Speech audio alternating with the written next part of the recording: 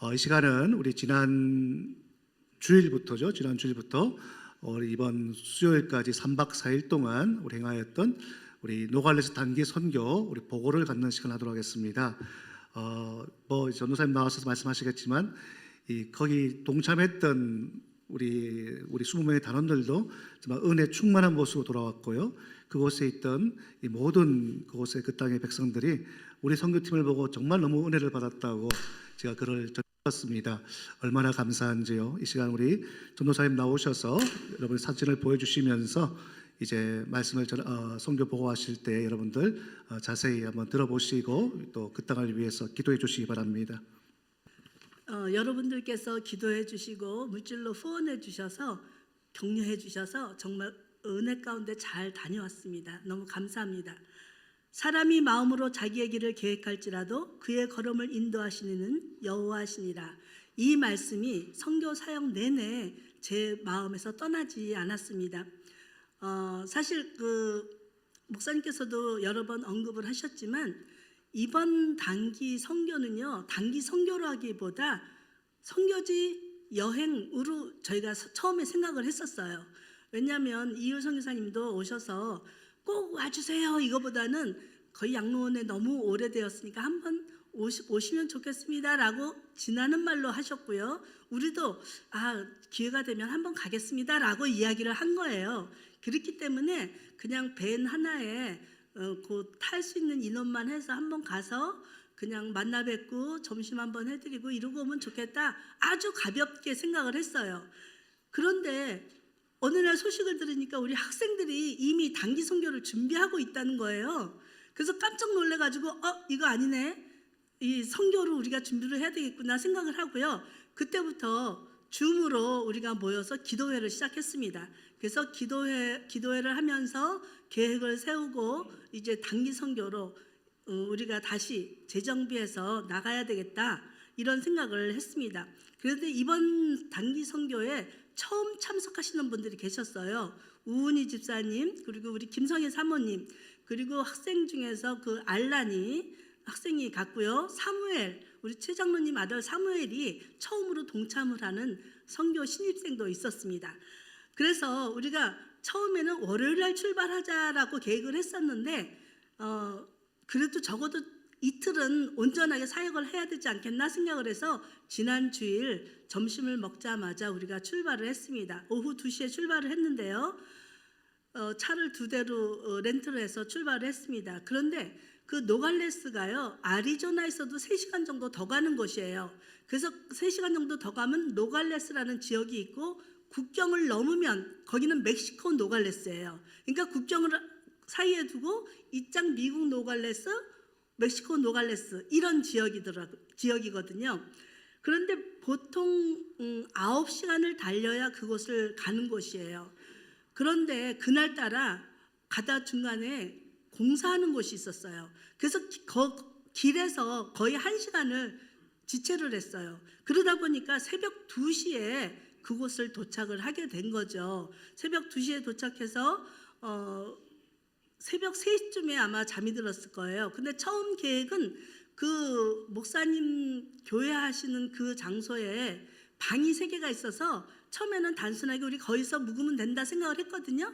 그런데 인원이 20명이 되다 보니까 거기 묵을 수가 없었어요. 그래서 학생들은 호텔로 보내고 우리 여자들은 그 방 3개 나눠서 이제 거기에 짐을 풀었죠. 3시가 넘어서 잠이 들었는데도 아침 6시 되니까 벌써 일어나시는 분들 계시고요. 그래서 7시 반쯤에 아침을 먹고 아침 기도회를 마치고 첫날 사역을 위해서 국경을 넘어 멕시코 노갈레스로 갔습니다. 멕시코 노갈레스 그 국경을 넘어가면 이호 선교사님이 하시는 현지인 교회가 있어요. 임마누엘 교회라고. 그 교회에 도착했는데 첫 번째 한 일이 샌드위치를 만드는 일이었어요. 그런데 저는 샌드위치 공장에 왔는지 알고 깜짝 놀랐어요. 1시간도 채 안 걸려서 샌드위치 200개가 완성이 되는 거예요. 우리 단원들은 여름에도 선교를 갔었기 때문에 샌드위치를 만들어 보셨는데요. 하여튼 질서정연하게 빵을 쫙 펼치더니 한쪽에서는 그 마요네즈 바르고 1시간도 안 돼서 완전히 200개를 만들었어요.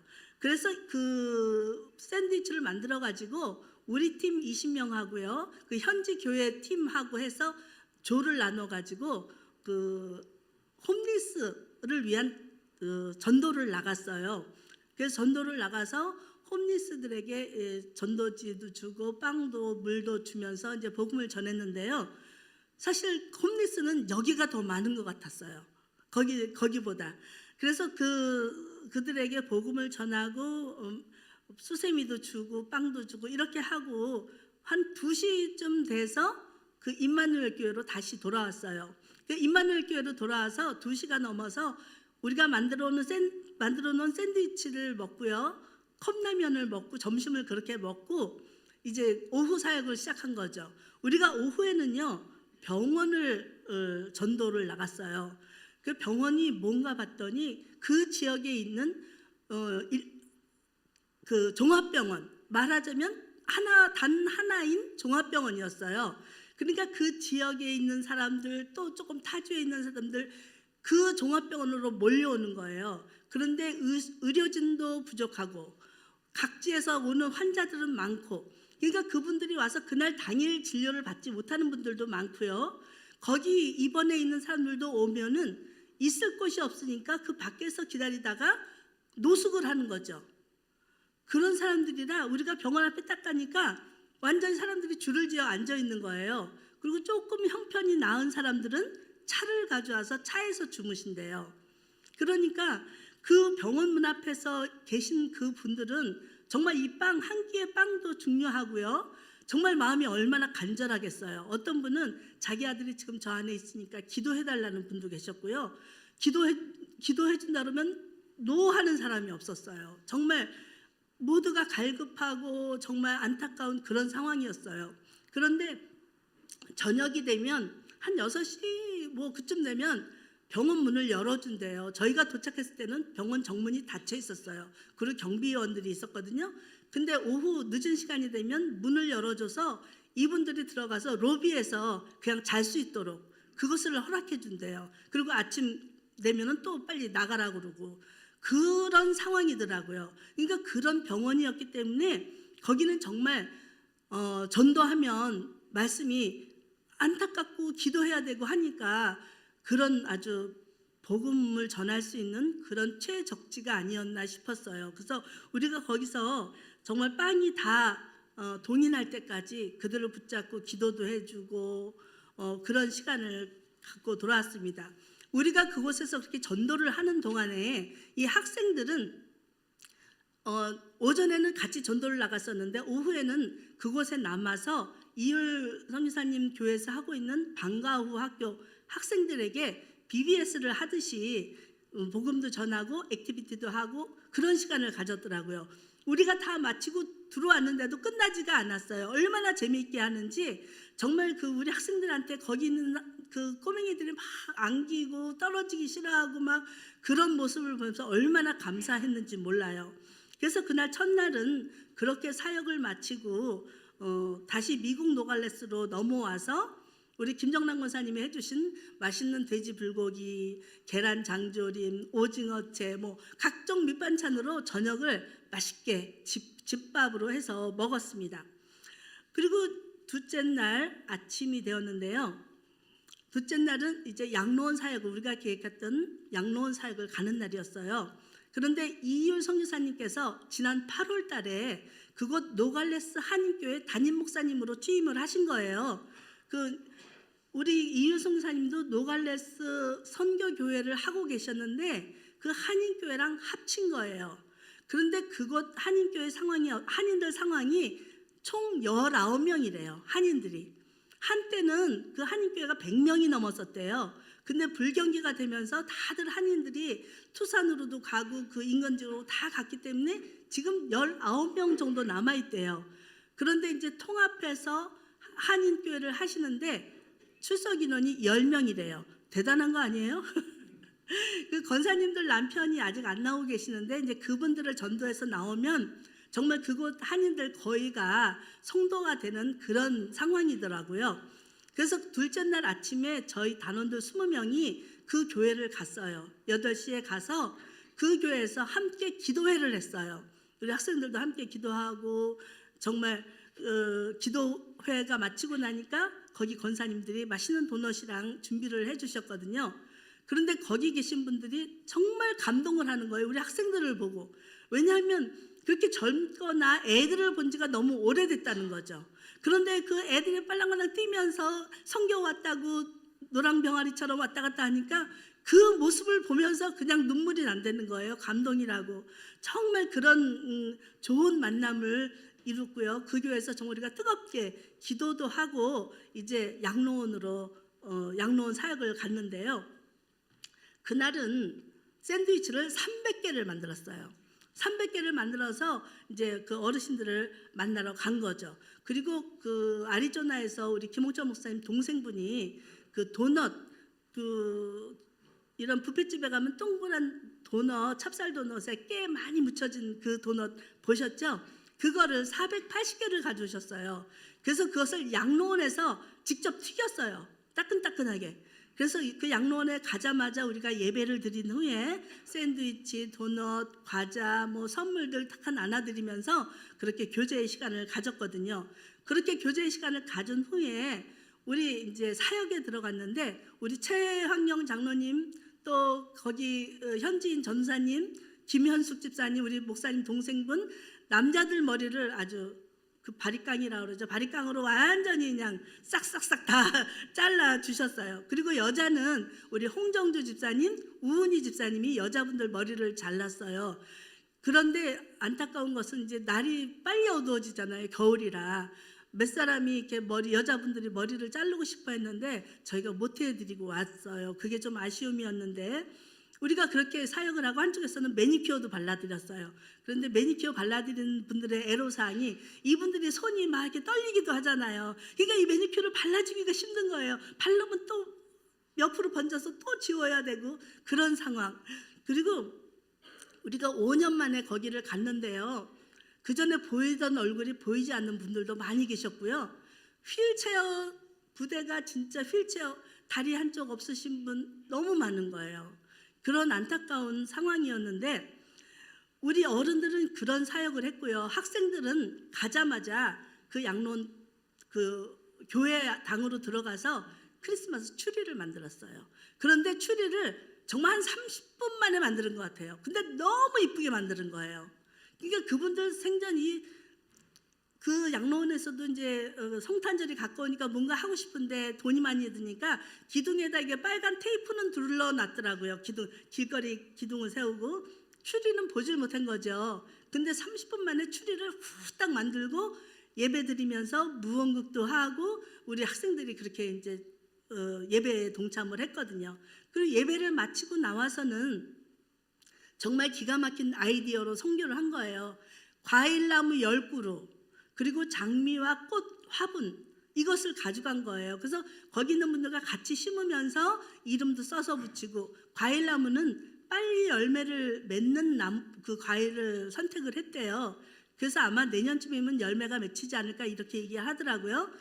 그 나무를 심으면서 어떻게 가꾸어야 하는지를 프린트를 했어요. 물은 언제 주고 어떻게 가꿔야 되고 하는 그 프린트를 나눠줘서 이분들이 그것을 가꿀 수 있도록 그렇게 해준 거예요. 한쪽에서는 그 사역을 하고요. 한쪽에서는 이분들을 데리고 빙고 게임을 한 거예요. 여자는 여자대로 남자는 남자대로 빙고 게임을 하는데 제가 보니까 번호가 나왔는데도 그거 모르는 거예요. 그러니까 옆에서 우리 여기 나왔다고 가르쳐 주면서 빙고 됐다고 막 박수치고 웃고 정말 그렇게 천진하게 웃는 모습이 정말 예쁘기도 하고 마음도 아픈 그런 시간이었어요. 그렇게 정말 여러 가지 학생들이 사역을 해 줌으로써 우리 어른들은 정말 그냥 학생들 덕분에 칭찬만 받고 온 것이 아닌가 이런 생각이 들었어요.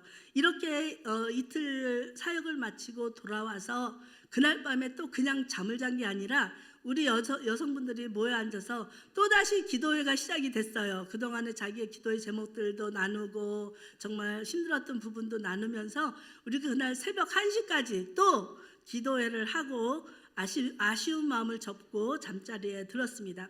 이번에 단기 선교 1년에 2번을 간 건 이번이 처음이에요. 그런데 저희가 이 사역을 하면서 우리 올해 그 비전 5가지 비전 중에서 다음 세대를 준비하는 교회가 있잖아요. 그리고 선교를 우선하는 교회. 이 2가지의 비전이 그 모습을 보면서 동시에 이루어질 것 같은 그런 감사한 예감이 들었다는 거예요.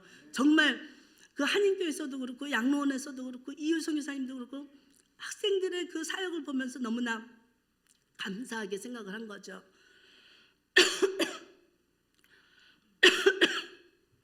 아마 이제 1년에 2-3번은 가야 되지 않을까 생각이 들고요. 이 모든 것은 여러분들이 도와주시고 후원해 주셔서 감당할 수가 있었습니다. 너무 감사했습니다. 감기에 걸린 분들이 몇 분 계세요. 그분들을 위해서 기도해 주시기 바랍니다.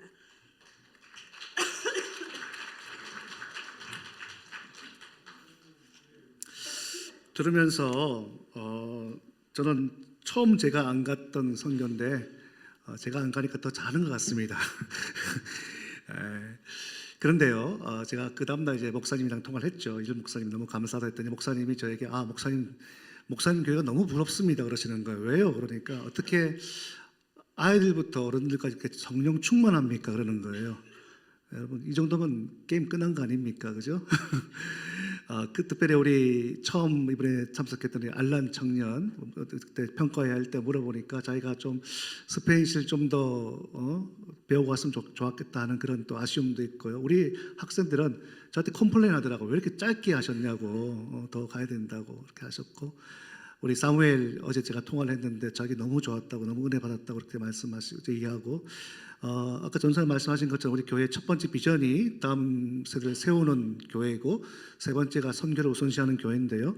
저는요 이번 선교를 통해서 느낀 게 우리 아이들에게 뭐 특별히 뭐 가르치고 그거보다요 선교를 보내면 아이들이 자동적으로 하나님의 사람으로 세워집니다. 여러분 믿으십니까? 보세요. 지금 선교를 한번 갔던 애들은 계속 갑니다. 계속. 또 언제 갔냐 그것만 기다리고 있습니다. 이처럼 우리 아이들이 정말 우리 어른들의 그 선교 패턴을 이어받아서 우리 교회가 정말 선교를 우선시하는 그런 하나님을 기쁘게 하는 그런 교회가 될 줄로 분명히 믿습니다. 우리 너무 감사합니다.